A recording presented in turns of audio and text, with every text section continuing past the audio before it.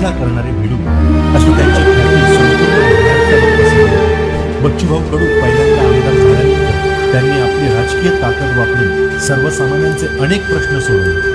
आमदाराची राहुटी हा उपक्रम राबवून त्यांनी तालुका स्तरावर 47 विविध विभागांच्या 35 योजना राबवल्या. बच्चूभाऊ कडू यांची दुसरी ओळख म्हणजे अशी रुग्णांच्या सेवेसाठी त्यांनी स्वतःच्या गावातून त्यातून रुग्णवाहिका खरेदी केली. प्रत्येक गोरगरिबांना अगदी वेळेत उपचार मिळावे यासाठी ते कटिबद्ध आहे. गावातील विद्यार्थ्यांना चांगले